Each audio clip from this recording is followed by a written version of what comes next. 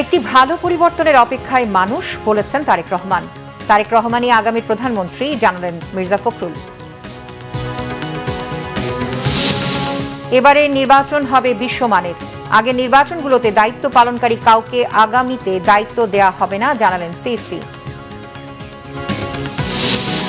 দেশবাসীর কাছে ক্ষমা চেয়ে জাতীয় পার্টির বহিষ্কৃত ও দলছুট নেতাদের ঐক্য। ব্যারিস্টার আনিসকে চেয়ারম্যান ঘোষণা, চক্রান্ত দেখছেন শামীম হায়দার পাটোয়ারি। গাজীপুরের সাংবাদিক তুহিন হত্যার ৮ আসামি রিমান্ডে। সরকারের ব্যর্থতা দেখছেন বিশিষ্টজনেরা, দ্রুত কার্যকর পদক্ষেপের তাগিদ। ঢাকা বিশ্ববিদ্যালয়ের আবাসিক হলে ছাত্র রাজনীতি নিষিদ্ধকরণ নিয়ে ক্যাম্পাসে উত্তেজনা। ছাত্রদল, শিবির, ইউনিয়নের ভিন্ন ভিন্ন অবস্থান। দেখছিলেন ক্রাউন 7 সংবাদ শিরোনাম। বিএনপির ভারপ্রাপ্ত চেয়ারম্যান তারেক রহমান বলেছেন, ৫ আগস্ট ফ্যাসিবাদের পতনের পর দেশের মানুষ বুক ভরে শ্বাস নিতে পেরেছে। তিনি বলেন, দেশের মানুষ একটি ভালো পরিবর্তন চায়। সবাই মিলে একটু একটু অবদান রাখলেই তা সম্ভব। একই অনুষ্ঠানে অংশ নিয়ে বিএনপির মহাসচিব মির্জা ফখরুল ইসলাম আলমগীর বলেন, তারেক রহমানই দেশের আগামী প্রধানমন্ত্রী। আহমেদ সারওয়ারের রিপোর্টে বিস্তারিত। শনিবার ডক্টরস অ্যাসোসিয়েশন অব বাংলাদেশ ড্যাবের জাতীয় সম্মেলনে সকালে লন্ডন থেকে ভার্চুয়ালি যুক্ত হন বিএনপির ভারপ্রাপ্ত চেয়ারম্যান তারেক রহমান। বক্তব্যের শুরুতেই বেগম খালেদা জিয়াকে চিকিৎসা সেবা দেওয়ায় তার চিকিৎসক দলের সদস্যদের প্রতি কৃতজ্ঞতা জানান তারেক রহমান। সামগ্রিকভাবে গোটা চিকিৎসক সমাজের কাছে আমরা অত্যন্ত কৃতজ্ঞ পরিবারের পক্ষ থেকে।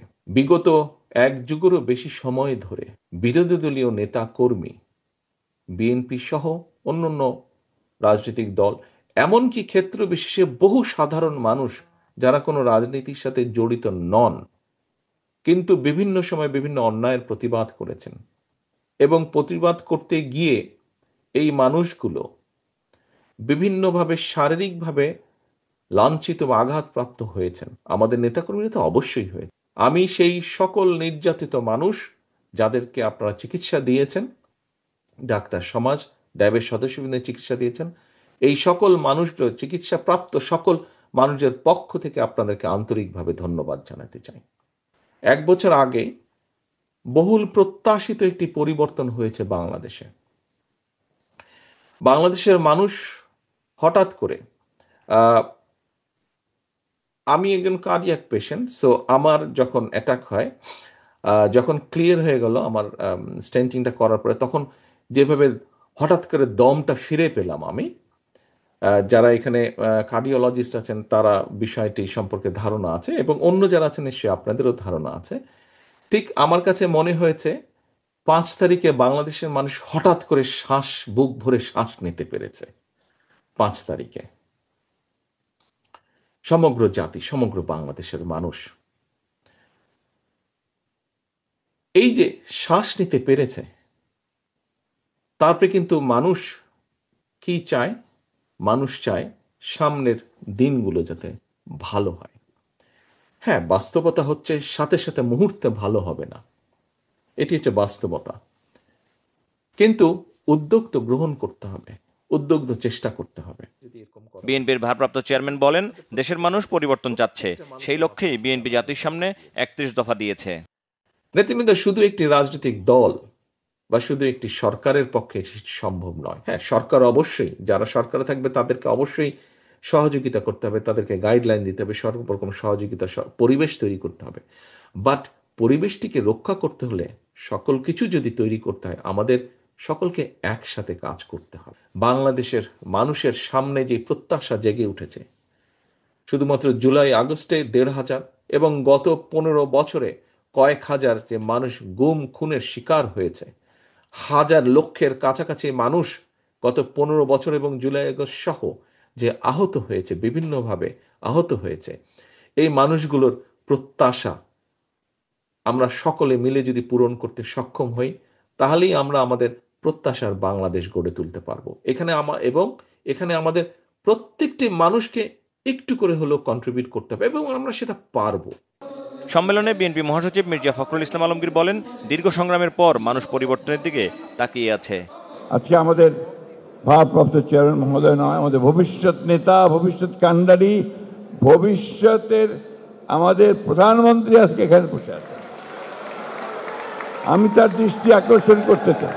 আমাদের দেশে আমরা যে পারস্পরিক হিংসা জিজ্ঞাসা আপনার এর মধ্য দিয়ে যে একটা কালচার তৈরি করেছি, এই কালচারটা আমাদেরকে ধ্বংস করে দিচ্ছে।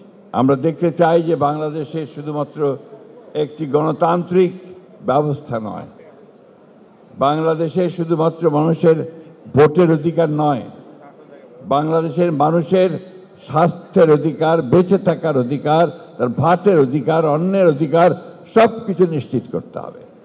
ড্যাব সদস্যরা জনগণের সামনে সুশৃঙ্খল গণতান্ত্রিক চর্চার উদাহরণ তৈরি করবেন বলে প্রত্যাশা বিএনপি নেতাদের। বাংলাদেশ জিন্দাবাদ। আহমেদ সরওয়ার, বাংলা ভিশন, ঢাকা।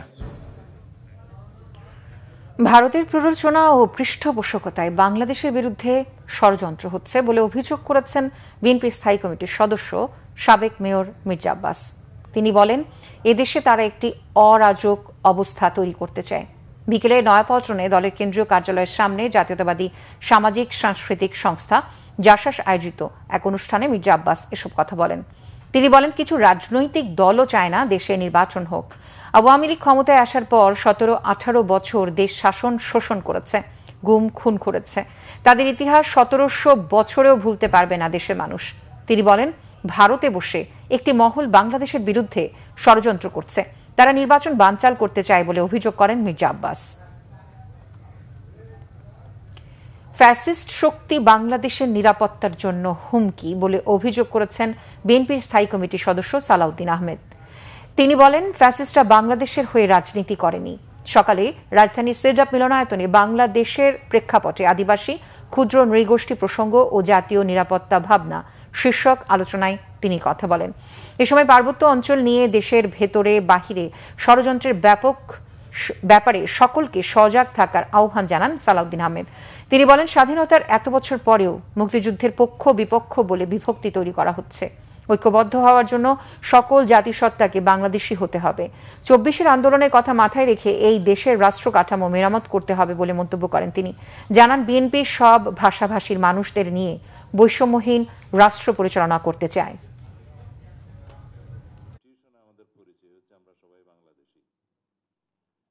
আমাদেরকে সজাগ থাকতে হবে যাতে জাতীয় এবং আন্তর্জাতিক যে কোনো এরকম পরিকল্পনার যাতে আমাদের ভূখণ্ডকে নিয়ে সফল হতে না পারে। বাংলাদেশের এই সীমানার মধ্যে সবাইকে নিয়ে আমরা সিটিজেন হিসাবে একসাথে থাকতে পারি। আমাদের সবারই পরিচয় হবে আমরা বাংলাদেশি, আমরা আমাদের ন্যাশনালিটি বাংলাদেশি। ফ্যাসিস্ট শক্তি বাংলাদেশের জন্য ন্যাশনাল সিকিউরিটি থ্রেট। তারা বাংলাদেশের কোন রাজনৈতিক দল ছিল না, তারা বাংলাদেশে কোনোদিন বাংলাদেশিদের জন্য রাজনীতি করেনি। তাদের গোড়া আর এক জায়গায়, তারা মরিয়া প্রমাণ করিল তাহাদের গোড়া কোন জায়গায়। প্রধান নির্বাচন কমিশনার এএমএম নাসির উদ্দিন বলেছেন, আগামী বছরের ফেব্রুয়ারির প্রথমার্ধে ত্রয়োদশ জাতীয় নির্বাচন অনুষ্ঠিত হবে।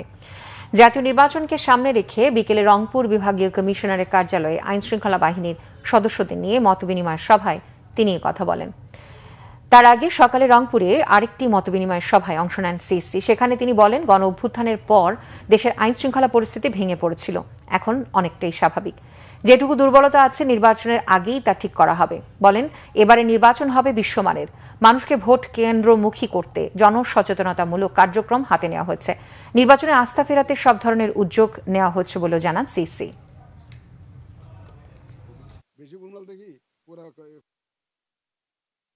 এই সব ধরনের চ্যালেঞ্জ মোকাবেলা করে ইনশাআল্লাহ একটা free fair and credible election উপহার দেওয়ার জন্য, জাতিকে উপহার দেওয়ার জন্য তারা আমাকে প্রত্যয় ব্যক্ত করেছেন এবং আমাকে এশিওর করেছেন।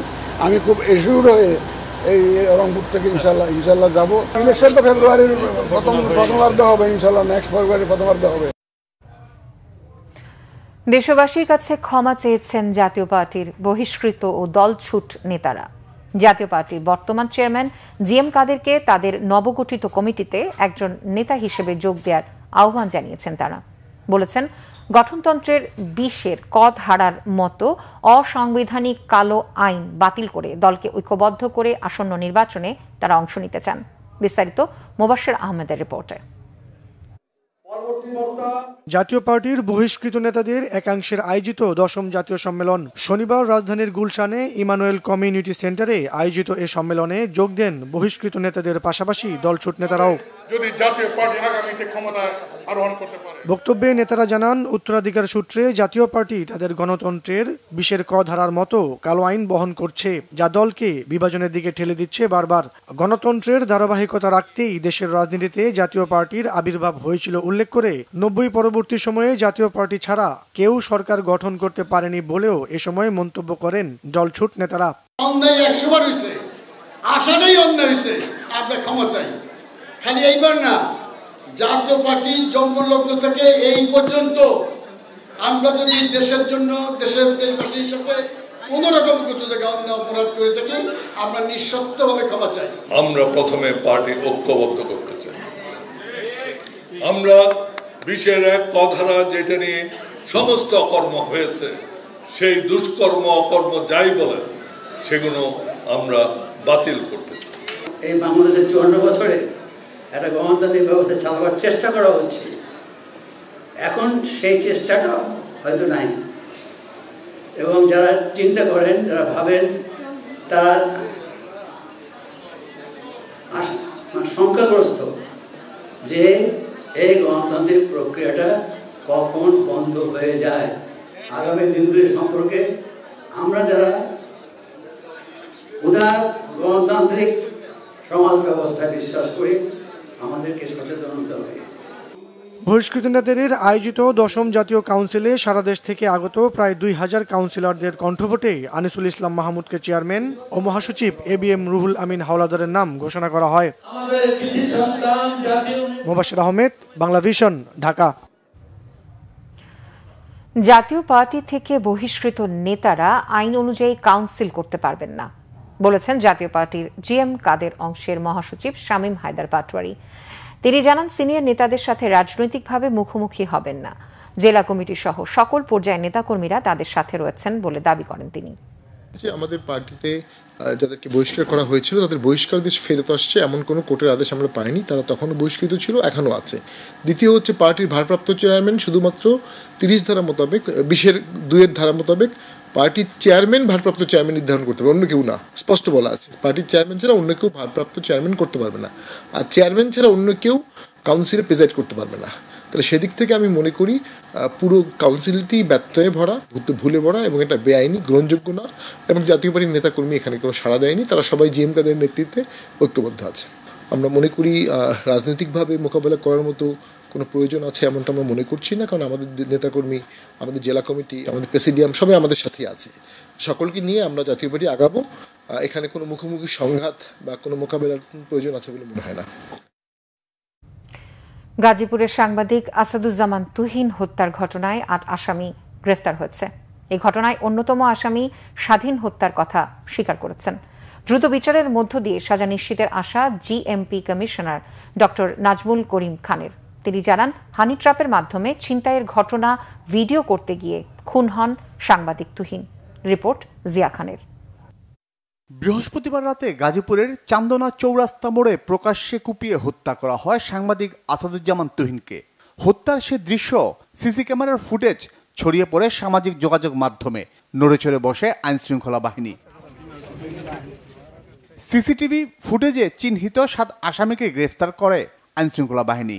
পাবনার চাটমোহর থেকে ফয়সাল হাসান, কুমিল্লার হোমনা থেকে শাহজালাল এবং সুমনকে গ্রেফতার করা হয়। এর আগে তুহিন হত্যার মূল পরিকল্পনাকারী মিজান ওরফে কেটু মিজান, তার স্ত্রী গোলাপি, আল আমিন ও স্বাধীনকে গ্রেফতার করা হয়। তদন্ত এখনো চলমান রয়েছে। আমার মনে হয় যে যথাসময়ে এগুলো সব জানা যাবে। স্বাধীন কি পেশাদার ছিনতাইকারী চক্রের সদস্য কিনা?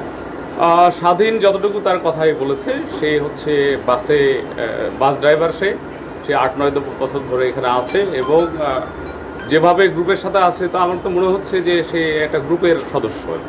সাংবাদিক তুহিন হত্যার পর কারণ হিসেবে প্রথমে সামনে আসে চাঁদাবাজির ঘটনার ভিডিও করায় তাকে হত্যা করা হয়। তবে পুলিশ বলছে হানি ট্র্যাপের মাধ্যমে ছিনতাইয়ের ঘটনা ভিডিও করতে যেয়ে খুন হন সাংবাদিক তুহিন।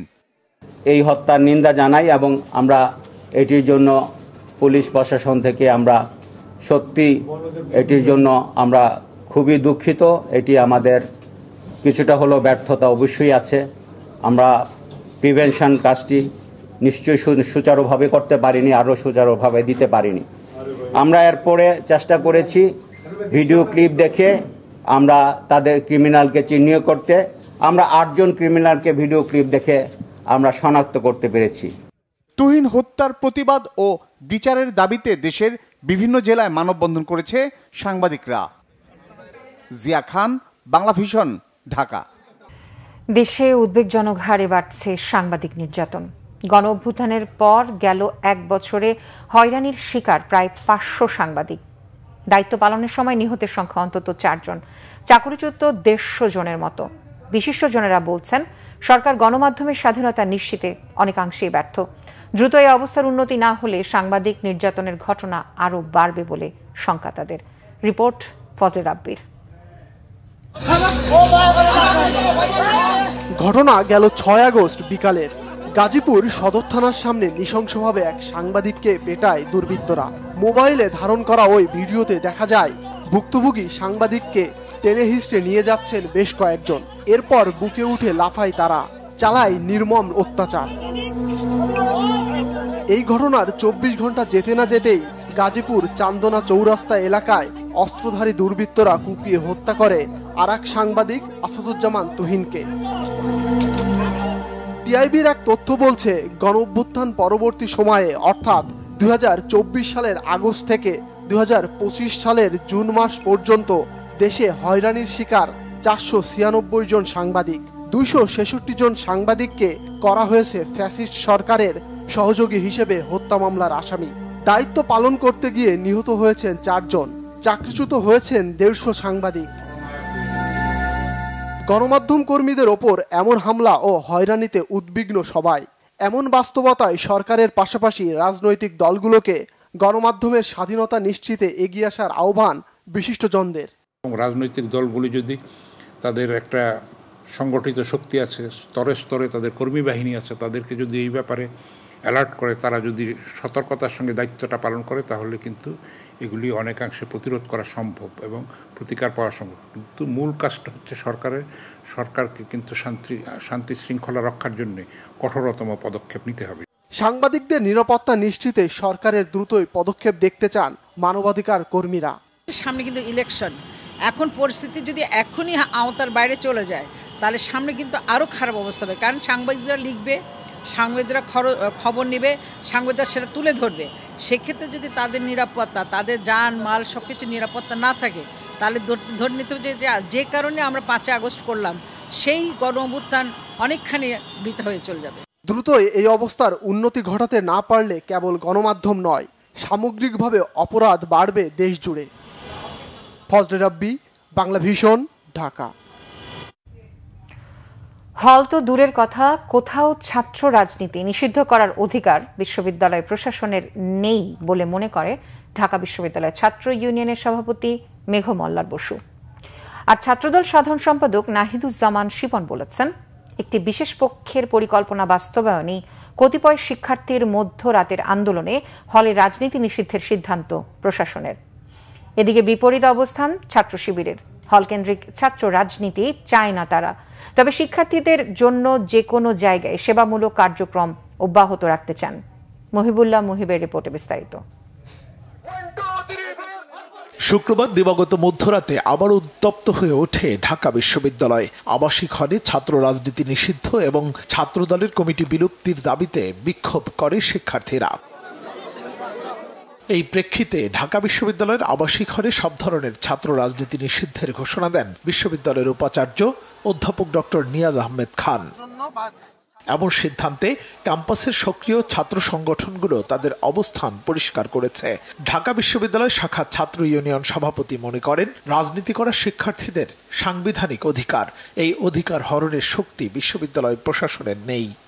এখন একটা ভালো সময় যাচ্ছে এই অর্থে যে এখন কোনো দলীয় সরকার ক্ষমতায় নাই।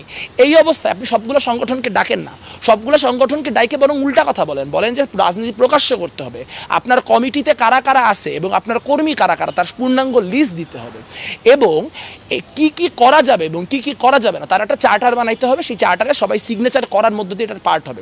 যদি কেউ সেটা ভায়োলেট করে তাহলে আমরা বাকি সবাই মিলে তাকে ঠেকাবো। এইটা হওয়া উচিত গণতান্ত্রিক রূপরেখা।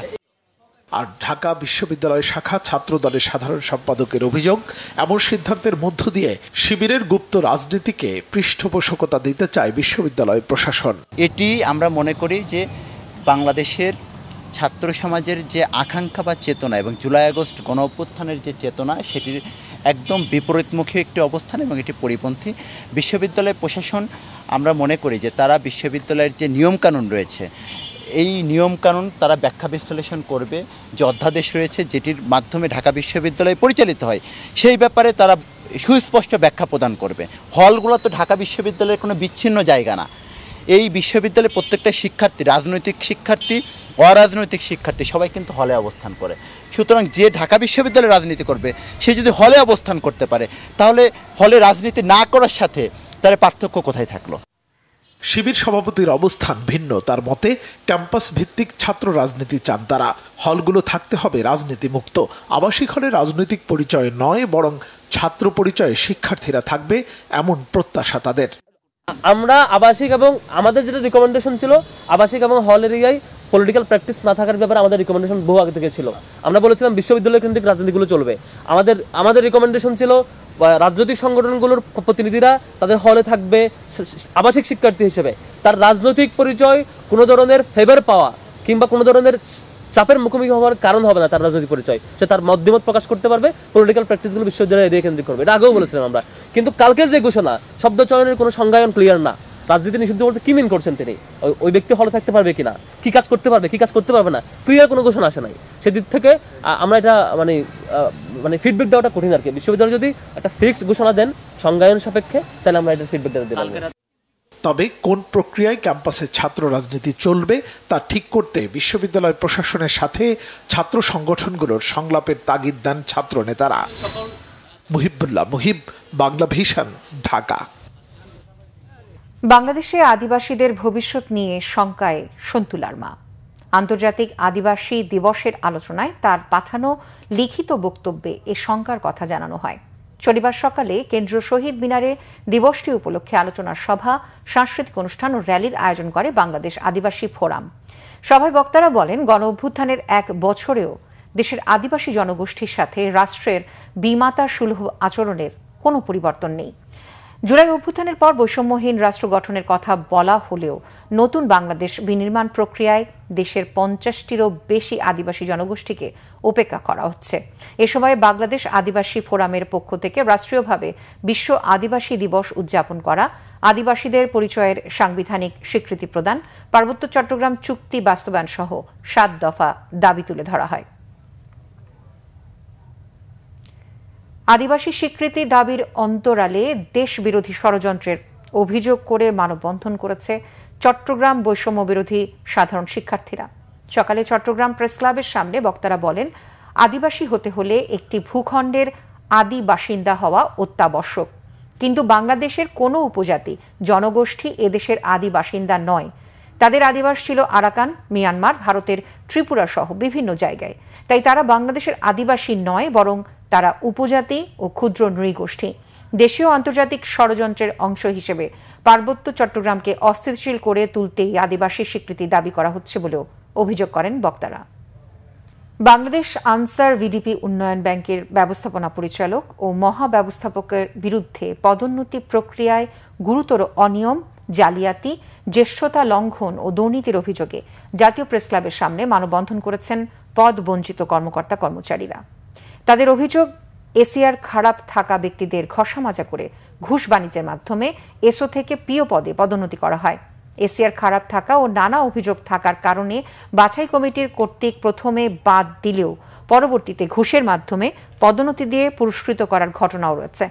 পদোন্নতি বঞ্চিত ভুক্তভোগীরা বলেন, এসবের সাথে পদোন্নতি কমিটি জড়িত। সংবাদ শেষ করব ক্রাউন 7 শিরোনামগুলো আরো একবার জানিয়ে।